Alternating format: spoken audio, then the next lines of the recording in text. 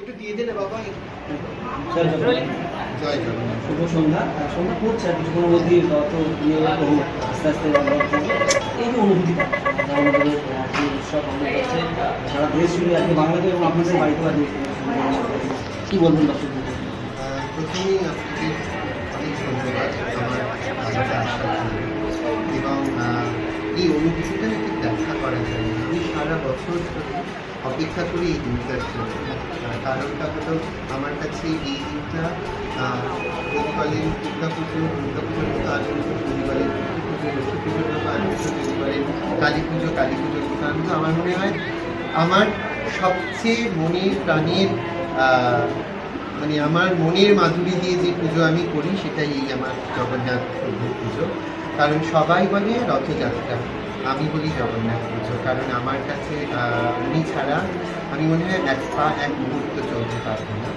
যদিও এটি মানে আমার বাড়িতে বর্তমান হচ্ছে, কিন্তু আমাদের দেশ বা আমাদের পালন যেটা সুন্দরবনে ছিল সেখানে অনেক বড় রথ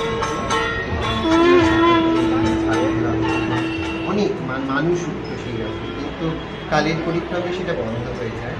কিন্তু যেহেতু আমি ওবিসি নৃত্যশিল্পী এবং প্রভু 21 বছর আগে আমার বাড়িতে এসেছিলেন, তো 21 বছর মানে আমি অনেক দিন ধরুন আমি এই জগন্নাথ যে দারুগ্রহ দেখছেন সেটি আমার 82-93 সালে, কিন্তু তারপরে সেটি নিয়ে আমি নানান বিভিন্ন স্টেজে পারফর্ম করতে নিয়ে যেতাম। কিন্তু 21 বছর আগে আমি স্বপ্নাদেশ পাই যে আমাকে প্রতিষ্ঠা করে, তাই 21 বছর এগুলি প্রতিষ্ঠিত এবং নিত্য পুজো হয় আমার এখানে। এবং এই যে পুজোটা হয় সেটা সম্পূর্ণ ষোড়শোপচারের একটি পুজো।